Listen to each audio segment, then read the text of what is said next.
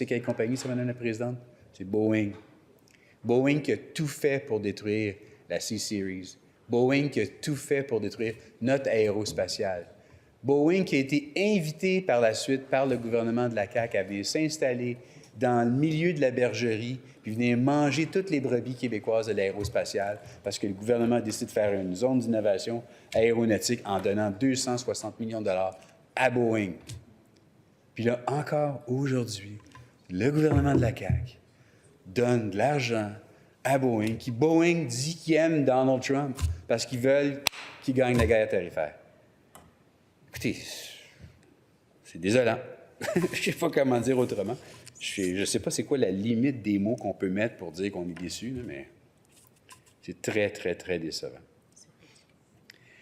On doit créer un environnement propice pour nos entreprises. On doit créer un milieu d'affaires qui veut investir, qui veut être productif, qui veut avancer, qui veut gagner, Madame la Présidente. Puis ça, là, c'est simple. Créer un milieu d'affaires, ça veut dire enlever toute la paperasse, enlever les grosses palettes de paperasse, réduire la bureaucratie. Puis je trouve sympathique, notre ministre délégué adjoint de l'Économie. Il essaye, je sais bien qu'il essaye. OK? Mais comme encore, je le disais tantôt, c'est important de comprendre c'est quoi l'enjeu. Il faut quantifier le problème. Fait que quand on arrive avec un projet de loi pour la réduction de la paperasse au Québec, puis on dit que ça va réduire l'allègement réglementaire de 20 millions de dollars, on dit OK, 20 millions de dollars, c'est un beau montant. Mais c'est de ne pas comprendre c'est quoi l'enjeu, Madame la Présidente. Depuis que la CAQ est au pouvoir, le FCI l'a quantifié, le fardeau administratif de toutes nos PME a été augmenté de 2,4 milliards de dollars. Ça, là, c'est tout ce que ce gouvernement-là a fait là, en loi additionnelle du red tape sur nos entreprises, 2,4 milliards de dollars que ça coûte annuellement. Puis là, on se pète les bretelles pour dire, nous autres, on amène un projet de loi pour réduire le fardeau administratif de nos entreprises, ça va le réduire de 20 millions de dollars. C'est de ne pas comprendre l'enjeu du problème, c'est de ne pas comprendre comment mesurer le succès, c'est de ne pas comprendre quelle sorte de balises on doit mettre en place lorsqu'on s'aventure dans une direction. Un autre exemple, Madame la Présidente. Notre fiscalité, Madame la Présidente, elle doit être compétitive. La fiscalité de nos entreprises, c'est sa mobilité variable. On est une très, très petite entreprise. On les taxe plus que les moyennes entreprises. C'est à ne rien y comprendre. Bombardier, là, il est arrivé de nulle part. Couche-Tard, il est arrivé de nulle part. On en a 270 000 à travers nos 17 régions économiques du Québec, des PME, Madame la Présidente. Le prochain Couche-Tard, là, il est quelque part là-dedans. Puis on le taxe plus qu'une entreprise avec 500 employés. Je ne comprends pas la logique de ce gouvernement-là. On doit évidemment réduire nos barrières tarifaires. Puis ça, là-dessus, je pense qu'il y a une initiative qui parle de faire ça pour le 1er juillet de la part du gouvernement fédéral. Et tant mieux. Mais on doit absolument, absolument s'assurer d'une chose, Madame la Présidente.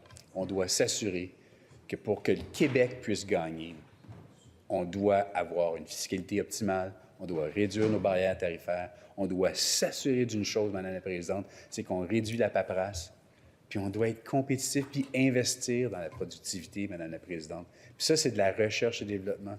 Puis là, on a une opportunité incroyable, Madame la Présidente, d'aller chercher des cerveaux qui sont tout partout dans le réseau américain, qui, là, eux, ont peur de ce qui se passe aux États-Unis. On devrait les attirer au Québec. On devrait aider notre milieu universitaire pour qu'on puisse créer de la valeur à long terme.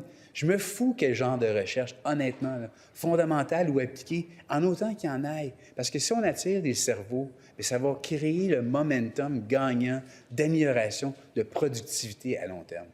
C'est pas une game pour 1 an ou 2 ans ou un mandat, là. C'est pour le reste de la vie. Puis honnêtement, c'est pour nos jeunes, c'est pour nos enfants, puis les enfants qui vont suivre après. On doit absolument avoir ces priorités-là à la bonne place.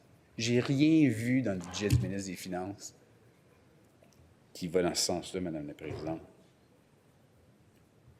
On avait demandé un directeur parlementaire du budget, justement parce qu'on a besoin d'un adulte dans la pièce. On a demandé un directeur parlementaire du budget, justement pour pas qu'il y ait plus de Nordvolt, pour pas qu'il y ait plus de Flying Well. pour pas qu'on commence à dire qu'on sent tellement bon qu'on est capable de ne pas prendre notre douche pendant un an. Ce gouvernement-là doit absolument prendre ses responsabilités puis s'assurer d'une chose, Madame la Présidente, qu'on est capable de regarder ce qu'on fait puis se mettre des balises intelligentes. Un directeur parlementaire du budget, c'est ce qu'il va faire. Il va dire si le gouvernement dépense trop. Il va le dire si le gouvernement s'en va dans la mauvaise direction, financièrement parlant. Ça va ramener la crédibilité pour le gouvernement du Québec. On ne peut pas avoir des prévisions qui sont bancales. On ne peut pas avoir des prévisions qui sont tout croches. On ne peut pas dire, justement, que ça va être 1,1 de croissance du produit intérieur brut du Québec l'an prochain, quand tout le monde le sait, qu'on est déjà en recul actuellement au niveau du produit intérieur brut du Québec. Quand Desjardins dit qu'on va avoir, Madame la Présidente, là, 3 trimestres consécutifs de recul du produit intérieur brut, on ne peut pas y aller de l'avant avec du plus 1,1 puis penser que ça va passer comme une lettre à la poste.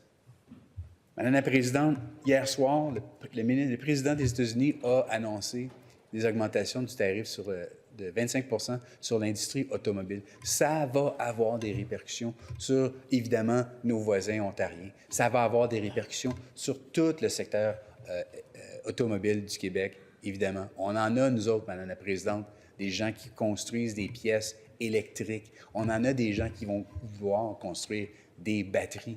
La filière de batterie, là, elle est menacée par l'administration Trump. Ça va avoir des conséquences. Donc, le 1,1, Madame, de croissance du produit intérieur brut du ministre des Finances, Madame la Présidente, ça ne tient pas la route. Un directeur parlementaire du budget aurait été déjà capable de sonner la cloche dans ce sens-là. C'est important d'être capable d'évaluer les hypothèses gouvernementales. C'est important d'être capable de dire que le plan de retour à l'équilibre budgétaire il est crédible. Mais là, aujourd'hui, Madame la Présidente, je peux vous dire, le budget du ministre des Finances, il est mort-né, puis son plan de retour à l'équilibre budgétaire ne tient pas la route. Il n'est pas crédible. Puis, je vais juste le répéter peut-être pour la 3e fois à date, là. Il y a à peine 45 minutes, 1 heure, là, on a entendu le ministre des Finances nous dire qu'il va vouloir, s'il peut, il va dépenser encore plus. Québec solidaire sort de ce corps. On ne peut pas faire ça, Madame la Présidente. On doit s'organiser pour être responsable. C'est la crédibilité du Québec qui est en jeu, c'est la crédibilité du ministre des Finances qui est en jeu, c'est la crédibilité du gouvernement qui est en jeu. Mais un plan de retour à l'équilibre budgétaire, quand on le présente avec aucune base, avec aucune fondation solide, puis qu'on annonce ça, puis qu'on est prêt à passer à autre chose, puis en dedans de 24 heures, tous les éléments sont en place pour dire que ça ne tiendra même pas la route, cette histoire-là. C'est important, Madame la Présidente, là, pour la cote du crédit du Québec, que le ministre des Finances et que le gouvernement soient crédibles. C'est important qu'on puisse avoir confiance dans ce qui sort ici du Parlement. On a des réels besoins en habitation. On a des réels besoins dans nos CHSLD. On a des réels besoins dans nos hôpitaux, dans nos écoles. On a plein de problèmes au Québec. Ça, c'est certain. Ça commence par une saine gestion des finances publiques, Madame la Présidente. C'est la première étape. Quand tout ça se tient, quand tout ça découle et transpire la confiance, les gens se disent, bon, OK, au moins, là, j'ai cette lumière-là qui m'éclaire dans la bonne direction. Avec ça, je peux avancer. Avec ça, je vais être capable de pouvoir dire, bon, là, aujourd'hui, je vais investir dans mon entreprise. Les conditions d'affaires au Québec sont constructives. On a un gouvernement qui comprend l'enjeu réel au niveau du fardeau administratif. On a un gouvernement qui comprend réellement les enjeux des taxes, des impôts de nos entreprises. On a un gouvernement qui investit de façon concrète avec des objectifs crédibles en gain de productivité. Là, à partir de ce moment-là, tout est possible, Madame la Présidente. Mais quand on n'est même pas capable d'avoir un plan de retour à l'équilibre budgétaire de crédible, puis que les prémices de base sur lesquelles le ministre est assis pour écrire son budget ont été détruites en moins de 24 heures, Madame la Présidente, c'est l'ensemble du Québec au grand complet qui paye un prix. Puis, vous savez, je l'aime au nouveau tableau, là. Mais, vous savez, ça, là, 270 milliards de dollars, c'était avant hier. C'était avant les tarifs de 25 %. sur l'industrie automobile. Ça peut peut-être être 295 milliards. J'ai aucune espèce d'idée combien de plus ça va coûter, Madame la Présidente, mais je peux juste vous dire une chose, c'est que ça va coûter plus. Puis quand on regarde à long terme la tendance, le ministre tantôt disait que de façon relative, on a baissé. Non, à terme, Madame la Présidente, si le mauvais scénario se réalise, on est à 44 de dette par rapport au PIB. 44 Puis 44 là, en tant que tel, c'est un chiffre. Comme je disais tantôt, là, les agences de crédit, ce qu'ils vont regarder, c'est qu'on est passé de 39 à 40, à 41, à 42. C'est la tendance qu'ils regardent. Et la tendance combinée aux mesures mises en place de saine gestion des finances publiques, de saine gestion des dépenses. Mais quand ils vont comprendre que ce qu'on a ici, c'est Québec solidaire qui est déguisé en caquisme, bien, on va avoir comme conséquence, les agences de crédit vont dire un instant, nous devons remettre ici les pendules à l'heure. Puis les conséquences de ça, Madame la Présidente, sont désastreuses pour le Québec parce que quand le Québec, la cote de crédit est remise en révision, ça a des implications sur le coût de la dette. Puis le ministre des Finances et moi, on sait très bien ce que ça veut dire parce que le ministre des Finances et moi, on a transigé les obligations du Québec. On a vu les conséquences du référendum de 95. On a vu les conséquences de la crise russe sur le papier commercial. On a vu les conséquences de la crise du papier commercial ici même au Québec. On a vu ce que ça a fait sur l'écart de prix de la dette du Québec. Comment que le Québec s'en sort. OK? Mais Madame la Présidente, là, aujourd'hui, là, le Québec paye plus cher relativement à l'Ontario pour emprunter de l'argent. Et ça, c'est depuis que ce gouvernement-là a explosé les déficits records un après l'autre. C'est de valeur, ça, Madame la Présidente, parce que ça a pris des années de discipline fiscale qui ont fait en sorte que la grande tendance que vous avez vue ici, là, où est-ce qu'on réduisait la dette, ça, là, Madame la Présidente, ça nous a amené à emprunter à un coût relativement moindre que l'Ontario pour financer notre endettement. Puis ce gouvernement-là a été capable de tout renverser ça. Puis là, maintenant, chaque dollar qu'on emprunte nous coûte plus cher que l'Ontario. Bravo, CAQ.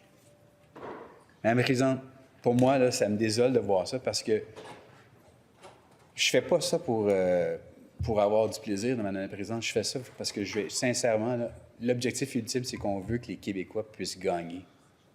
Moi, je veux que mes enfants puissent regarder ce qui se passe. Dire, hey, on peut investir au Québec. On gère bien nos finances publiques. On n'est pas en train de payer le banquier pour les emprunts que le Québec fait. On est en train de prendre cet argent-là et on l'investit en productivité. On va gagner, on va faire les applications les plus optimales du monde. Ils vont inventer des bidules qu'on ne comprend même pas encore aujourd'hui qu'est-ce que ça va avoir là, mais ça va être fait ici au Québec parce que les Québécois vont avoir été capables d'investir en productivité. Mais là, la marge de manœuvre est en train de se faire dilapider par ce gouvernement-là. J'ai remarqué qu'aujourd'hui, la couleur rose semble être au rendez-vous par des membres du gouvernement et je trouve ça le fun de voir des belles couleurs comme ça, mais je dois avouer que le ministre des Finances porte des lunettes roses lui aussi, malheureusement. Moi, ça me désole de voir que quand on est en train de dire qu'on s'attend clairement là, à une baisse des revenus, mais qu'on est capable de passer d'une croissance économique à 1,1 %, c'est pas crédible, Madame la Présidente. Les lunettes roses, encore une fois, quand on parle que la croissance économique est stable pour le Québec pendant que Desjardins dit qu'on l'est déjà. Et on le perçoit, Madame la Présidente, parce qu'il n'y a personne qui veut vraiment y aller de l'avant avec des plans de développement en ce moment. Qu'à partir du 1er avril, on va vivre probablement 3 trimestres consécutifs où le Québec va être en train de reculer au niveau des investissements puis reculer au niveau de son produit intérieur brut.